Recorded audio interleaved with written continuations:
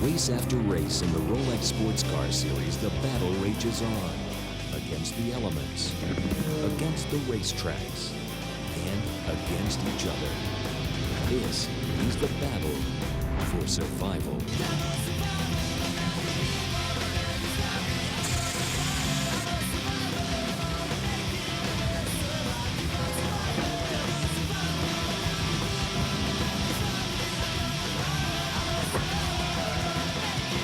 And the checkered flag flies for Max Angelelli, the third win of the season.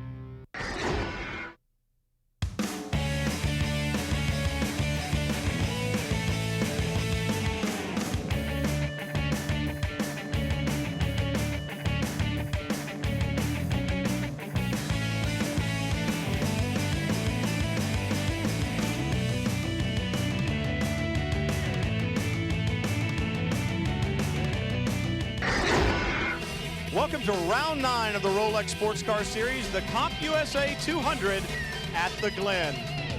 Let's look at the cars on the grid. We'll take a look at Daytona prototype points. That points race, Wayne Taylor and Max Angelelli, they won last time out. Scott Pruitt and Luis Diaz finished 4th, so that gap has stretched somewhat in the Daytona prototype class.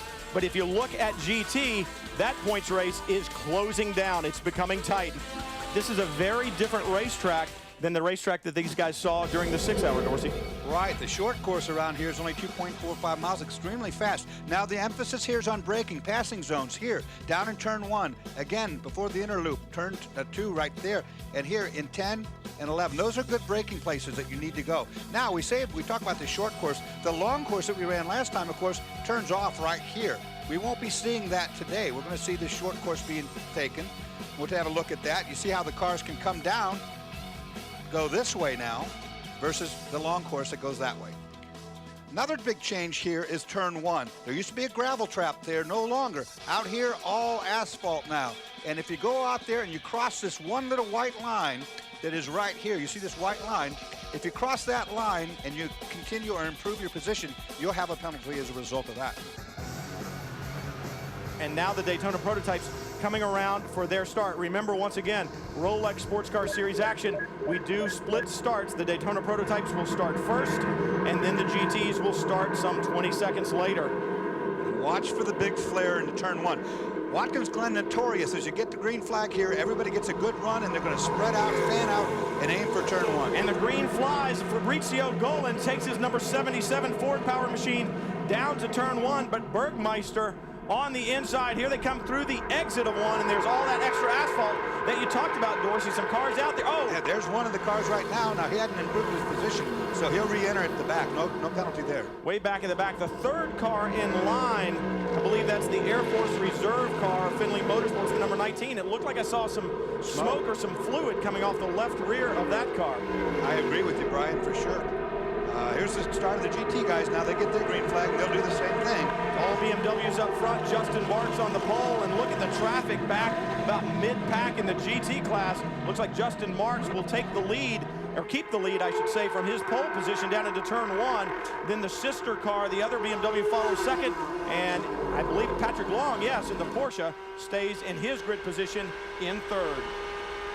On board the number 21 car as we ride up through the S's. Now these cars can make that transition all the way up through turn 1, 2, 3, 4 completely flat out. They don't have any lift at all on the throttle.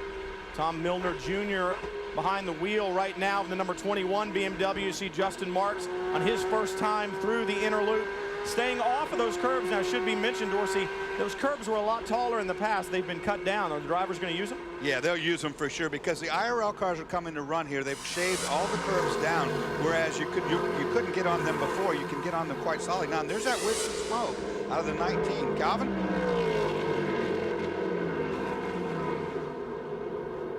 I just checked in with the Finley Motorsports team, and they claim they have no warning of any problems with that Air Force Reserve car. So Michael McDowell continued to press hard, and hopefully there's no problem with the car, Dors. Brian, it looked to me almost like that the left rear tailpipe on that car was moving around there as we saw that rear view of it. Looked like it maybe he's got a tailpipe loose. We'll have to keep an eye on that. It was somewhat strange. You couldn't tell, but it looked like something was going wrong underneath the backside. Nothing problems, or no problems, I should say, right now for Fabrizio Golan.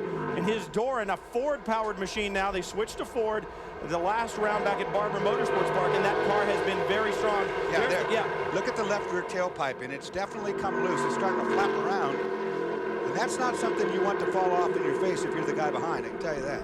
Absolutely not. What I didn't see was any fluid. It almost looked like there was fluid before, but we talked about Golan and the entire Doran team. Golan and Matteo Bobbi, the two pilots of that number 77 car, switching to Ford power, and they've said it has been great. The torque that this car has is just fantastic. Yes, it's good now on an empty racetrack, but Dorsey, you talked about brakes and getting caught in traffic. That torque of that Ford power plant, that could be a big advantage. Yeah, because when you get slowed down, your momentum is busted. That can pull you back up into your speed a lot quicker than some of these other engines, different configurations that need the higher RPM to get going. There's definitely smoke out of the back of the 19, and that tailpipe's moving around, so that's not good this early in the race. And we saw a similar type of smoke off the number 66 car the last round at Barber Motorsports Park, and all it was the engine had been slightly overfilled, and it was leaking out of the catch tank in the back, and it was just that little bit of oil coming out. So we'll have to maintain a vigil here on the number 19 to make sure that he's not leaking any fluid, but we're also going to have to continue to watch that exhaust pipe. As you look back in the order a little bit, there's the number 10 car right now, the SunTrust machine being driven by Wayne Taylor.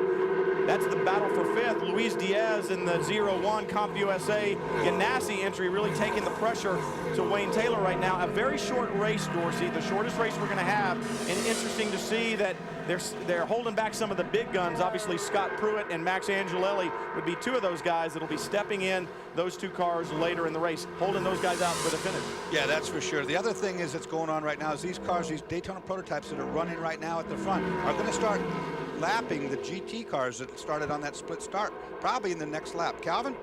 Well, one update on the 10 machine is the guy behind the wheel, Wayne Taylor, has really been suffering with his back in recent weeks. He saw a specialist this week and found that his L4 disc is actually completely gone, so they gave an epidural to try and ease the pain somewhat. But Wayne said, I've really been struggling in the car. You know, it really hurt. They give me a back brace to use, and he said, I'm just going to try and get through this one. The guys actually tried using a cool suit to make the drivers a little bit more comfortable in the race at Barber, but here this weekend they don't want that weight penalty. With the shorter race, they don't think heat will be a factor tonight. You see right there, Brian, like I was talking about, the lapping has begun. You see one of the slower GT cars moving offline, letting all those guys go. Interesting to hear Calvin talk about the back problems of Wayne Taylor. You know, a lot of guys who've spent a lot of time in these very stiffly sprung sports cars, open wheel cars as well. Later on, after years of doing it, those vertebrae begin to compress, and the disc is what takes the pounding of it. So it's a shame to hear, but Wayne Taylor moves over on Diaz, says, no, you're not going to get by now. But you talk about brakes in traffic there, Dorsey. It looked like lap traffic, or I should say slower GT traffic, allowed that move to Diaz to get alongside Wayne Taylor as Taylor was slowed as he came through turn one. And now the number 54, that's the Kodak EasyShare Bell Motorsports car with Ralph Kelvner's behind the wheel. He now has Wayne Taylor in his sights. Well, as you ride on board the number 58 Brumos car, excitement from Watkins Glen continues. Stick around. We'll be back.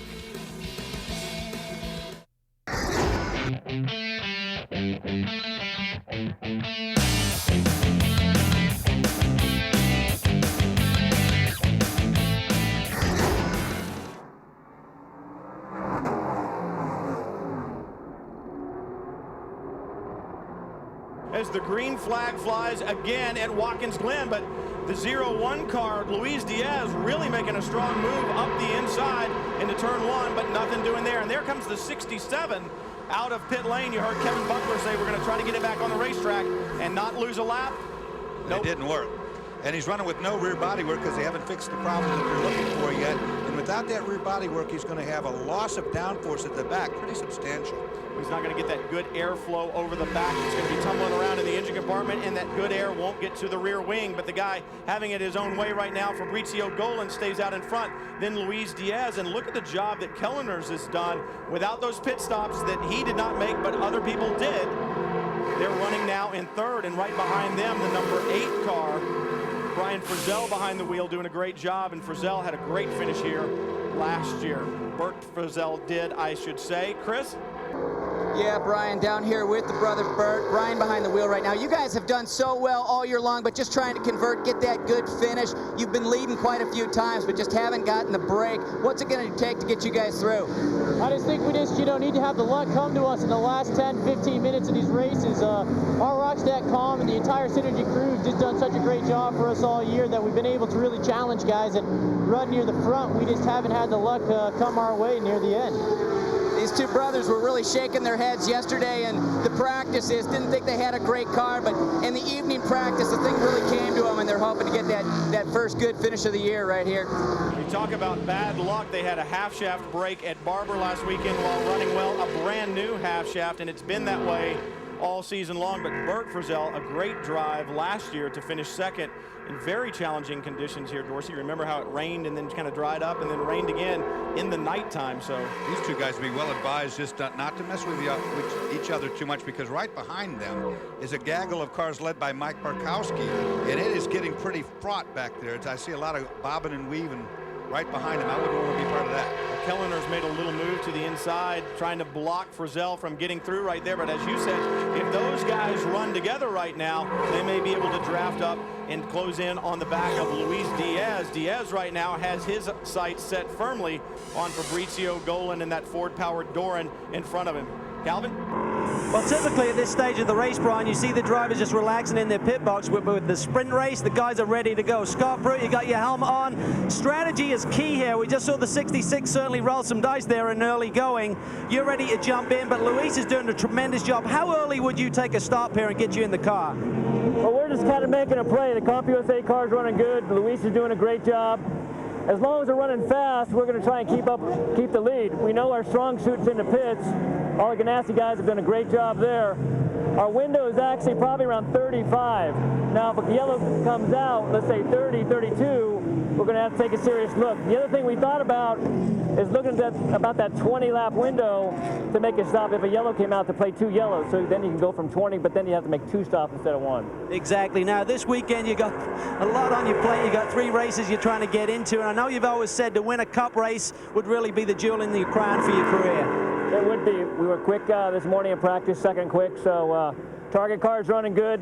It's going to be interesting. Tomorrow morning we'll want out basically for 1 lap qualifying, with the first time they've actually done that on road races where they impounded the cars and cups, so we'll wait and see. Scott, good luck with all 3. In the meantime, right there, Wayne Taylor makes it. Bonds actually got almost a block, and there was a spun car. That was Kellner's. That was Kellner's in the 54. They just, that was really close. Is that Tony Stewart?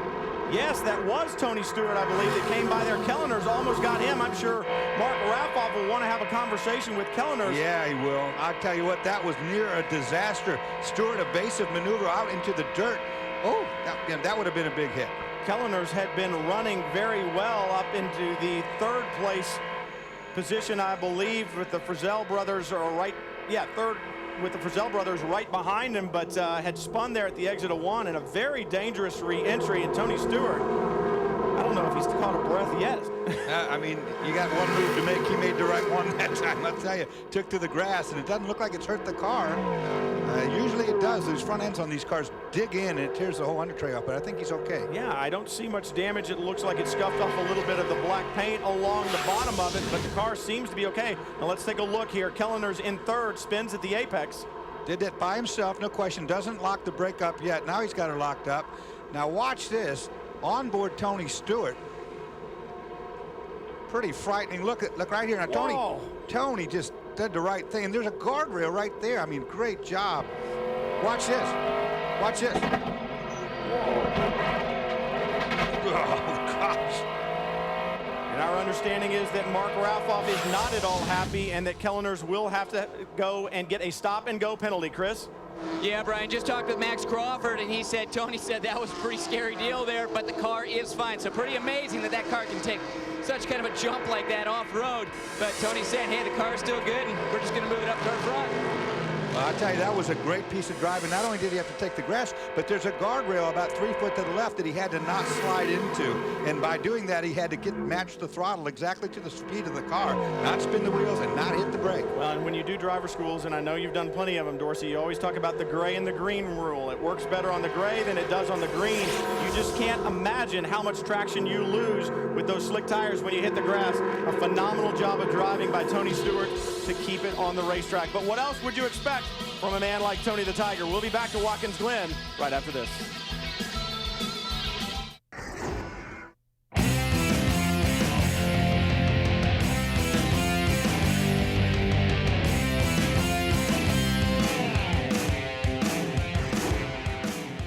Back at Watkins Glen under full course caution, and the leaders head to pit road. Calvin. The 0-1 driven by Mexican Luis Diaz is in, turns it over to Scott Pruitt, and right in front of him, Wayne Taylor, the championship leader, brings it in to turn it over to Max Angelelli. Now, this is a battle of the teams. Crew's going to work. Looks like routine over here. It'll be a 4-tire change. The new Husia 55 working really well here. Scott Pruitt sits patiently at the wheel. He knows this is a critical race in the championship. Tire change is done, waiting on fuel. 10 cars working as well. They're backing the car up whilst the fueling rig is still connected. Just waiting for the bubbles in the hose here, and he should be underway. Meanwhile, let's get to Chris. Cal down in the Crawford camp. All the cars are in. The 4-car in first. Elliott Forbes Robinson having a great run, handing it over to Butch Leitzinger. Real quick stop for those guys. Fuel and tires, and Butch is already underway. Also, Tony Stewart in the 20 car has brought it in. He's handing it over to Andy Wallace. A little bit slower stop on these guys. I don't know exactly why such a slow stop with this car and such a quick stop with the Ford car, but also Jan Lammers beating Andy Wallace out of the Crawford camp. A lot of action down on pit road. Everybody taking advantage of this full course caution as you watch Andy Wallace trying to get his belt sorted out as he heads down pit road. This full course caution for the number 21 PTG BMW of Tom Milner Jr. And that is a huge crash, which I think is at the very top of the S's. And there's another car involved behind the ambulance, is the 41. That's the Nonamaker Porsche. You don't see it, but it's behind. And this is, I got to tell you, folks, one of the fastest places on the racetrack, the top of the S's. Watch this on board. This is not going to be good. Oh, big hit. Oh, my God. Big hit. Well, and you're coming up there through the S's, Dorsey, and you need to run your line, especially in a GT car without a lot of downforce on it. I would think that it's even more line specific. You've got to be. There's even more to it here. You see the mag wheel flashing fire. Good move right there by the 59 to avoid. That Hurley Haywood, I believe, in that car. Great move. There's the 41 that got collected right front, torn off that car. That is at about 140 mile per hour hit into the guardrail. It doesn't get much worse than that. Let's see if we can take another look here and see what happens with the 41 car. There, oh. He's got a fire, and he's trying to get somebody. Come on, guys. He's trying to get this corner worker to get the fire extinguisher, but of course that guy says, "Give me the fire extinguisher. Give me the fire extinguisher." He doesn't want to lose the car. The car's pretty bad already, but it is burning at the rear.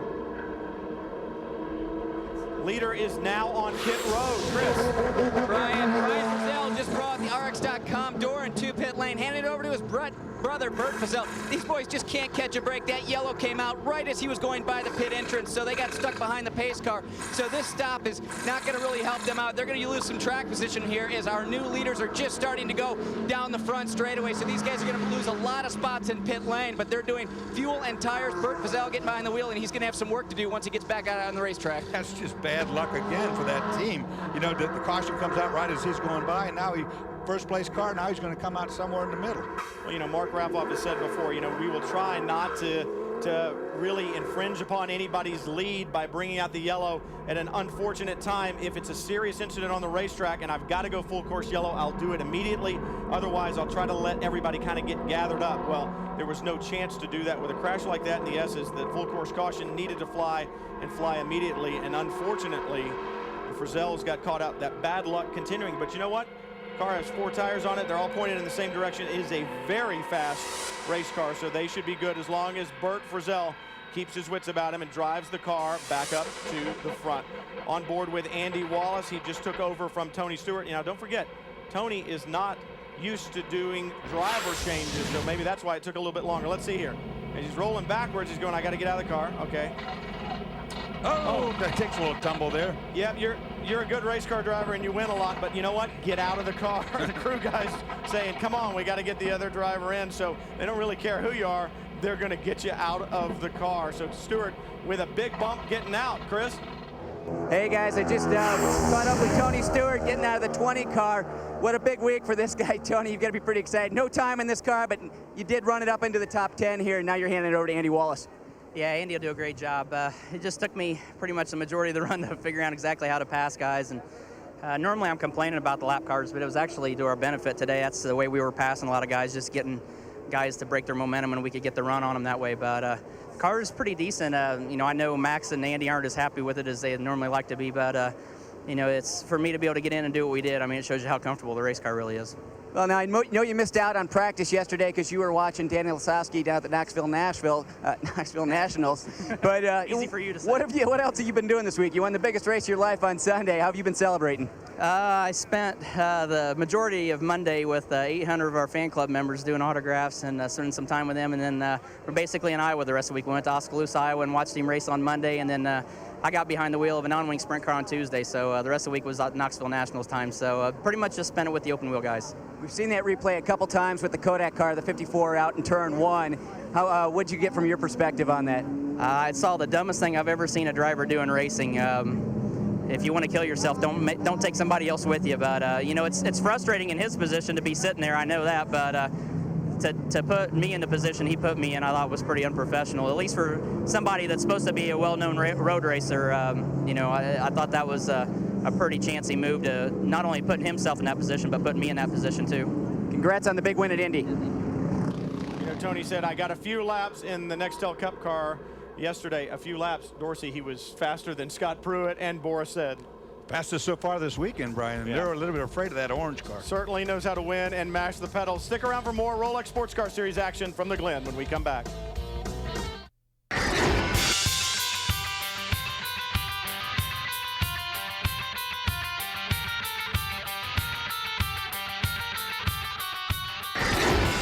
Pontiac GTO-R pace car. Actually, it's the GTO. It's not a GTO-R. Pulls into pit lane, and the green flag flies once again here at Watkins Glen. The CompUSA 200 at the Glen is underway, and 0-1 of Scott Pruitt leads down to turn 1, but Max the Axe Angelelli right on his heels, and then Alex Gurney right behind him. This is going to be a great run to the finish, Dorsey. All the big guns in the cars now. It's going to be quite a battle. All the fast guys are in the cars, and they're all now on the same lap, and you're going to see quite a show. Now, Max Stax drafting Scott Pruitt, trying to get a run going, but look at Alex Gurney. He's going to try up inside, too.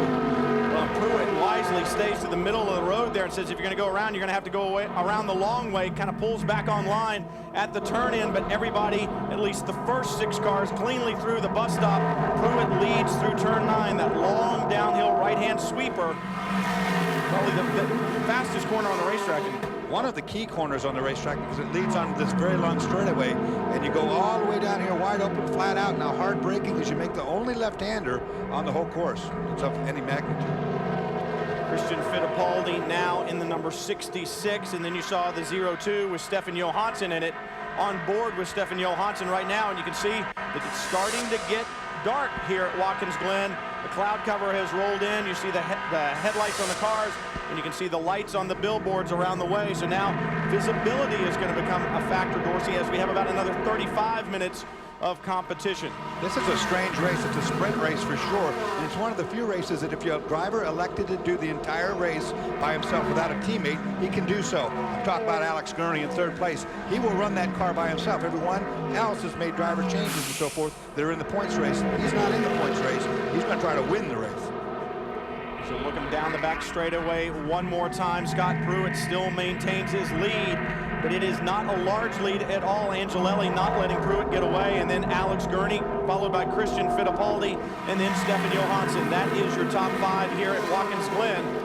Calvin, you've got more on the 99? Well, it was kind of a surprise when we saw things line up for this restart to see the 90 car sitting there in 3rd. Initially, we thought that he hadn't pitted. Remember, they made the early stop, got Alex Gurney behind the wheel, but when they did come in under yellow, their pit stop was much faster than several of the other leaders in terms of no driver change needed and less fuel needed. So Alex Gurney has a very fast race car, but right behind him is Christian Fittipaldi. These guys have led so many laps, but still looking for their first victory.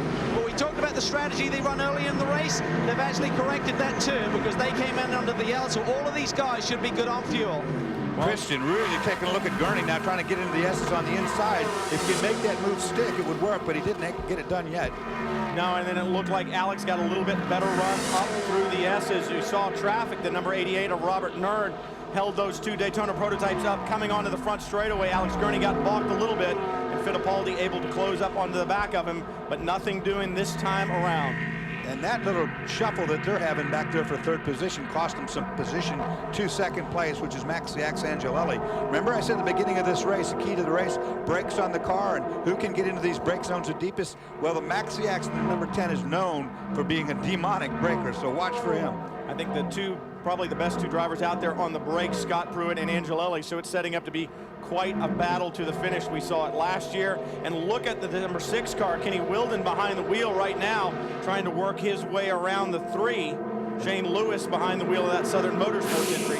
And right behind that, Jan Lammers in the 2, also giving a good pursuit. And I wonder about Lammers. He came in early on, and they were good for fuel. So those left side tires are going to be taking a beating around here, Dorsey, as long as he's been in the car. He's had more laps on those tires than any other car out in the field right now, that's for sure. As you look at the line graphic up there, the top 10 within here comes 5 or 6 seconds. Here comes and Max. Look at Angelelli. He's got the good run coming up through the S's. He's going to do the pop to the inside. Now it's a matter of who gets in here the deepest. You gave it up that time. Pruitt running down the middle of the road, and even though Angelelli had the room to get alongside of him, getting through then the first part of the bus stop would be an issue. He thinks better of it and says, maybe I'll get a better run later. I'm going to be patient, and that's one of the things that I think we've really seen in Max Angelelli in the last few races. A new and different Max Angelelli, so one that's a little bit more patient. And I never liked braking or out braking into the inner loop right there as much as I like out braking in turn 1. It's just a cleaner pass. It costs you less time. See if he does it down here in turn 1. He's going to have to get a good run out onto the front straightaway, on the pit straightaway. That's right here. Not enough this time. No, not this time. It looks like Alex Gurney has been able to pull out a little bit from Christian Fittipaldi as they make the run down into turn 1, beginning to close back some of that ground that he lost there in traffic on Angelelli. But these top 4 really setting sail right now. You see Stefan Johansson being left a little bit, and then the 4 car with Busch Leitzinger behind the wheel right now, they're on a good run. And we haven't said a lot about Butch. I mean, EFR was giving that a good go earlier on. Butch Leitzinger had bad luck at Barber, got together with Roberto Moreno in a lap car and had a problem there. Let's take a look from 1 lap ago down into turn 1. Oh, just gets in way too hot, way too locked up the tires, locked up the brake. That was Lammers trying to get past the 6 car, and he messes himself and goes 4-wheeler around the outside of the turn 1 that we're talking about too. Wonder what Mark Rapoff is going to say about that. The 4 car doing very well, Chris. That's right, Brian. Like you were saying, some bad luck at the end of the race at Birmingham, which definitely cost them in the championship. Some contact with Roberto Moreno there. And Butch Leitzinger kind of hanging his head here yesterday, thinking that the setup just wasn't right on this car. And they didn't get a lot of practice time because they kept on having mechanical issues, mainly steering problems with this car. But in the last practice, he really nailed the setup. Elliott didn't have a lot of time, so he qualified poorly. But Elliott sure did a good job in that first run. And now Butch is real happy with the way things are looking. It's just now they're fighting with the clock here as they're trying to work their way up to the front. Well, the Crawford boys will tell you, they really have, since the introduction of the new tire that Hoosier's come out with, have really struggled with their chassis to make it adapt to this new tire, where some of these other cars, the Rileys and so forth, really have nailed a better chassis setup. These guys have been struggling. Butch Leitzinger on the attack right now for Stefan Johansson. The battle for 5th, not this time into the inner loop. And like you said, Dorsey, maybe turn 1 is a little bit better place, a much sharper corner. Better to get alongside that way. Back up front, Scott Pruitt continues to lead. Calvin? Well, Pruitt leads. Angelelli's right on his tail. His teammate Wayne Taylor looking at the monitors, and you got a long way to hold your breath for this one. Talk about strategy, big picture championship. How much risk will Max take tonight for the win? Well, I mean, we wanted to race the 01 car, and it just turns out the 01 car's leading, so that's the car we have to be in front of, but we have to think of the championship. We'll have to see. Talk about your own performance tonight, Wayne. You kept it right in the hunt. Good first stint there. But this week you've seen a specialist with some back problems. How did it hold up? Sorry, I missed that. How is your back tonight? Oh, no, it's great. It's really good. Becoming younger. Forget the epidural. The adrenaline works great, guys. Nothing better than adrenaline to make you feel good, other than a checkered flag and a win. And right now, Max Angelelli looking inside Pruitt. He's got enough run. Head down in the bus stop. He's got enough run to do it this time. Scott knows it, lets it happen.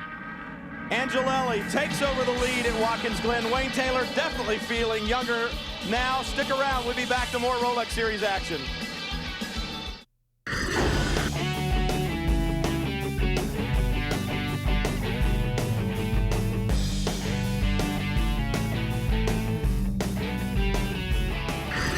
Max Angelelli continues to lead here at Watkins Glen. It's been smooth sailing for him for the last couple of laps. But that is not to say there hasn't been excitement on the racetrack, especially for that battle for second place. It has been very close. Alex Gurney sits in second right now, but that was a hard-fought position. You watch how that happens. Gurney up alongside Pruitt down into one. Bumps right there. They get into each other, but Alex Gurney gets by. Watch the 66 up the inside of Scott Pruitt as Christian Fittipaldi muscles his way into second. Take another look at this. All the way down to the apex, and watch here. Pruitt turns in, little bang there, not too bad. The 66 Christian Fittipaldi reads it. Now Andy Lally got the worst end of that deal. He just got pushed off to the outside. Watch the 65. He just gets pushed right on out there. Andy says, you know, I saw this at Daytona, and I don't think I want to be a part of it again. So he wisely moves to the outside. I think he just drove out there and did the right thing, got out of the way of that battle. But right now, all Max Angelelli. He leads a little over a second and a half right now over Alex Gurney in the red Gainesco Lexus Pontiac. You see him behind him there, but Gurney doing a good job not letting Taylor or Angelelli get away too much. Actually, a little bit quicker that last lap around. Let's see at the line this time what type of lap times Angelelli was able to turn. He had a clear racetrack in front of him, just about a second faster than Gurney, but don't forget, Gurney just had to get through those GT cars. Right. I was about to say, these guys work in heavy GT traffic, all really good cars. By the way, there's the lead car. That's the lead car, Jan Magnussen on the 65, or 64, I should say. That Pontiac GTOR, the first time it is led this season, and we expected to see it up front. It is up front now, Calvin. Well, right now, Jan Magnussen behind the wheel. His teammate Paul Edwards started the race, and Paul, things didn't start off well. The puncher that you had, was there contact on the course? Yeah, we had a coming together with a DP coming up the hill there. You know, I took a wide line to let him by, but he touched the curb and slid across into me, and it ripped the valve stem out, so we had to pit early. Looked like the team used some smart strategy. Had a couple of stops there, topped up with fuel, then Jan got in, and with the 80s problems getting stuck here in pit lane, you got the lead. Have to be feeling good. Oh, heck yeah. You know, the team's got tons of experience, and they had about 10 strategies up their sleeve, you know, just for something like this. And, you know, we're cutting it real close right now, but I think we played our cards right, and Jan's doing an awesome job out there. I mean, he's Le Mans winner this year. He knows what he's doing. So I'm confident we're going to win this race. All right, they're confident. Jan Magnussen, well, he won this event last year in the DP class, Brian. He knows this place well. Well, he certainly should be confident. We said we expected to see that Pontiac GTOR up front, and we are right now. But don't forget, right now, Justin Marks and Joey Hand. Joey Hand behind the wheel of his number 16 BMW, running second right now. That's where he needs to be, out in front of David Murray and Craig Stanton. And Andy Wallace has now got the 20 in front of the 6th in the on the 02 back there, or the 2. So Andy Wallace on the charge, taking over from Tony Stewart. Magnussen doing a great job in that Pontiac GTOR. Remember, they got that big restrictor added to them when they debuted at Daytona. That really slowed it down. They got that 4mm brake. That's given them some speed back that they needed, especially on a long racetrack like this. As you look at number 22, right there. Yeah. Ian James is in 3rd place in GT, and he's not that far behind, as you can see from that shot. And we talked about that at the beginning of the show as well. Calvin brought it up. He said it's important that this PTG team fills in the gaps behind Justin Marks and Joey Hand, so that Joey Hand can continue to get markers on Craig Stanton, gain more points. 73 car right now running 4th. Andrew Davis still behind the wheel of that 73 car we're being shown. And he started that car, so he also, like Alex Gurney, has run a long, long time. He must be planning to go all the way in that car. Interesting that Jim Taffel may not be getting in behind the wheel. If he's run it this long, I can't imagine that they would give up a 3rd place run. Yeah, we're under a half hour to go. 4th place run, I should say. On board the 05 car. That's the car that's entered by Gene Siegel and Matthew Al-Hadif. behind the wheel as we approach the left-hander. Go through this little tunnel there. There's a bridge that's underneath that. I love this corner. This is a fun corner. Now, the number 26 car with Pat Flanagan behind the wheel.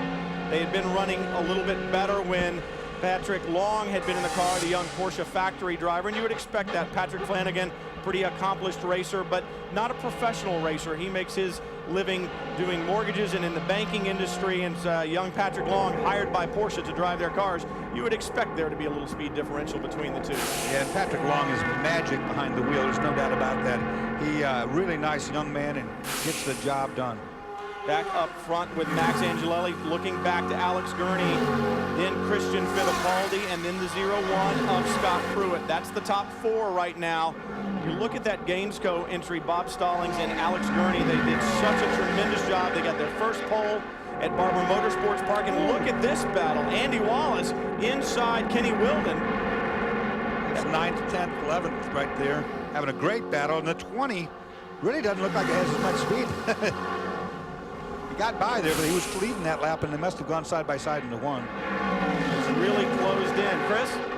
Yeah, Brian, just checked in with the 20 team, and originally they thought they possibly had a puncture. Andy was just saying the car wasn't working right, so they were standing up to do a pit stop just a few minutes ago, but now Andy's saying maybe just do some build-up on the tires or something, because everything seems to be working fine. Also checked in with the Mears boys, Kenny Wilden behind the wheel. The car was looking strong earlier, but now it seems to be fading back, and Kenny is just complaining that the car is a little bit too tight, not really wanting to turn very much in the corner. So what could have been hopefully a two-race good run for these boys, hope to capitalize on that third place they had at Birmingham, starting to fade back now. And Kenny, if he's tight. Oh, and then Danny Walsh is off the track and gone across the gravel trap. I don't know if he's going to get it stopped before the guardrail. He did get it stopped, but Andy Wallace with a big off on the left-hander. Yeah, he's talking on the radio to his crew right now. I don't know if we can listen in to hear what he's saying, but he's loosened the belts a little bit back on the radio. He's almost made it to the grass, but if he tries to back up at all, Dorsey, he'll be in the gravel, he'll be stuck. There's Tony Stewart watching the broadcast. Tony going, Andy, what up? There he gets it going again, and we'll continue on. But the full course is out for the 4th time. And he will definitely have to come to pit road to get those tires changed. They will be covered with rocks and dirt, potentially even flat spotted. Let's see if we can get a replay. He just goes off there in turn 10, Dorsey. We can't really see the reason why, but as we go full course caution here at Watkins Glen, we'll take this opportunity to take a quick break. On board with Andy Wallace. You want excitement? Here's excitement, bouncing through the gravel at 100 miles an hour. Stick with us when we come back to Watkins Glen.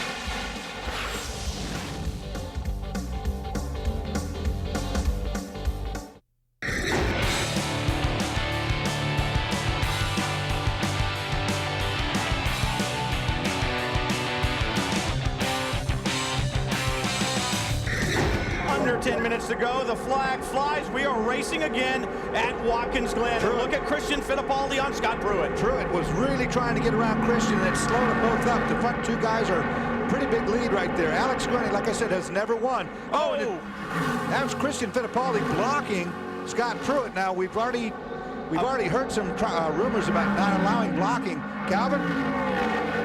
The 66 team were really upset during that yellow. Christian Fittipaldi said that the 99 car passed the 55 under yellow, and that's what broke them up when they went back to green. But right now, remember, Christian made that early start, then he came in, they rectified that strategy that they'd made, but he has 19 more laps on these Use Your tires than the rest of the front runners. That could be a factor here in the last few minutes. Christian Fittipaldi was just warned by the officials, no more blocking. That's your one chance. Next time you will come to pit lane, but it looks like he's been able to pull a little gap over Pruitt, and now it looks like Alex Gurney may be falling off of Angelelli just a little bit, Dorsey. Angelelli, of course, with the most experience, several years in this program with that car.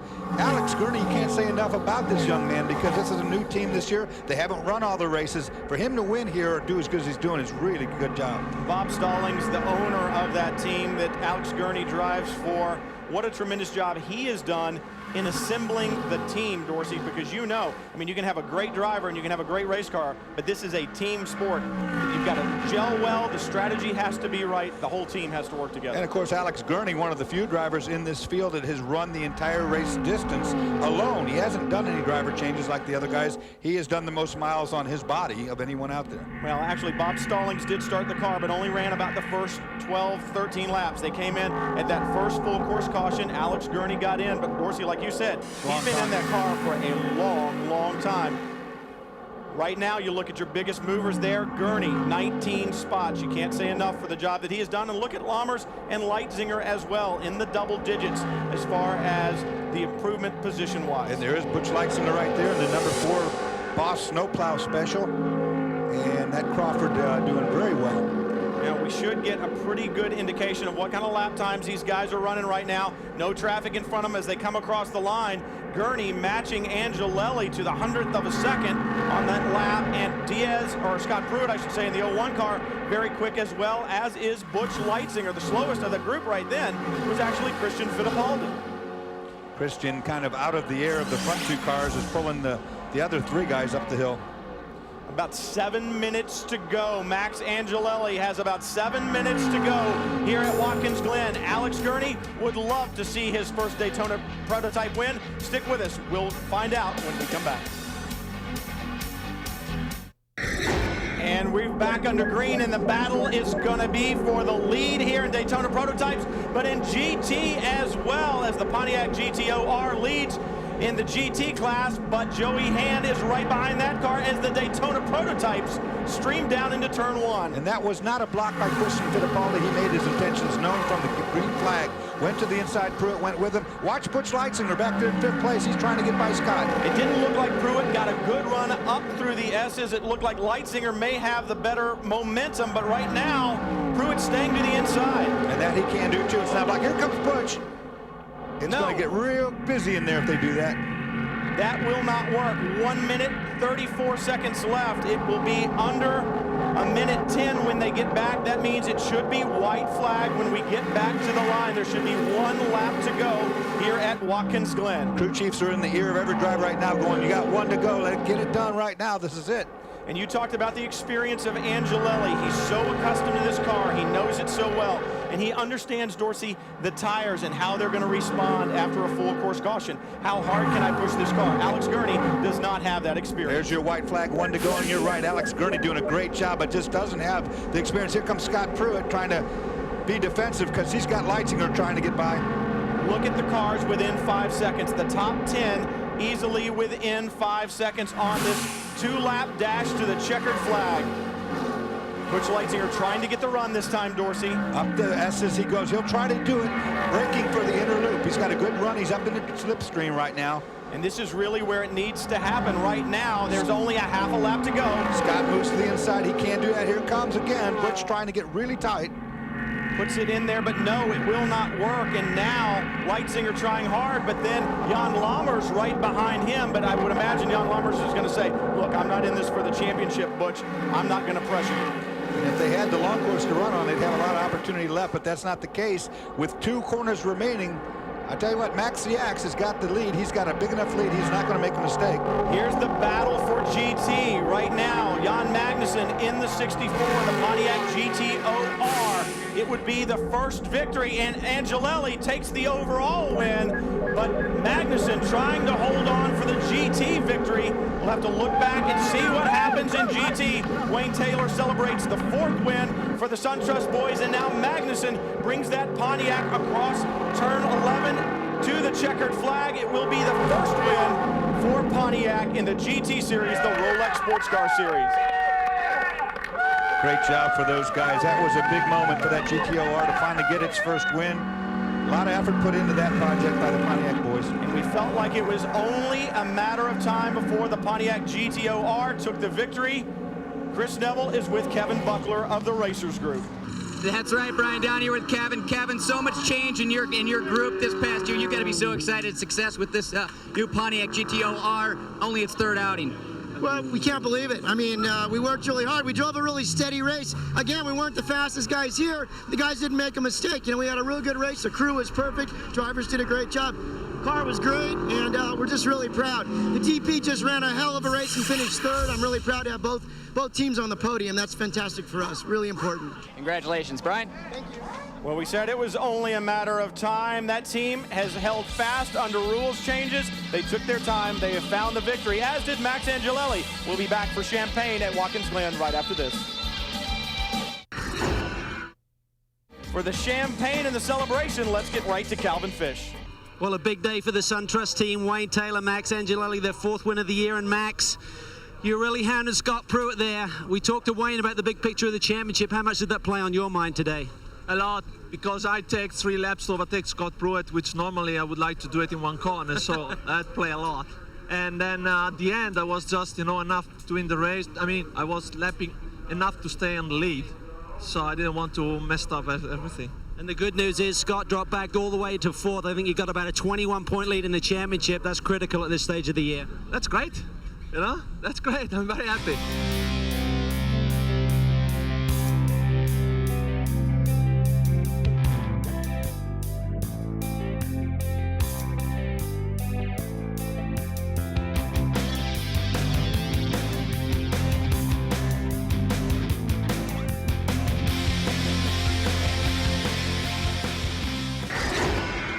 Talk about the pressure from Joey Hand there at the end. That was sensational racing. No, it was good. I knew, obviously, I was in contact with my crew the whole time on the radio, and they told me who was behind me and telling me lap times when we were racing. So I knew that when I went the absolute fastest I could go, he still probably had a little bit left. But so it's a matter of getting through the traffic, being consistent, and it's just great. It's a great car. It's got lots of potential. I think from now on it's just going to go in the right direction. Today we won on consistency. I hope next time we win on speed. All right, mate. Great job tonight. Thanks.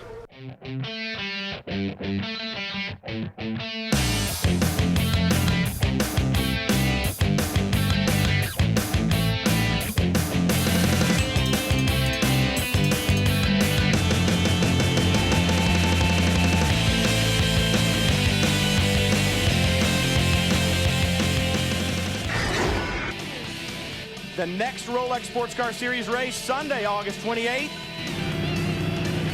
From Mid-Ohio Sports Car Course, one of the most challenging in the U.S. For Dorsey Schrader, Calvin Fish, Chris Neville, I'm Brian Till. We'll see you next time for more Rolex Sports Car Series action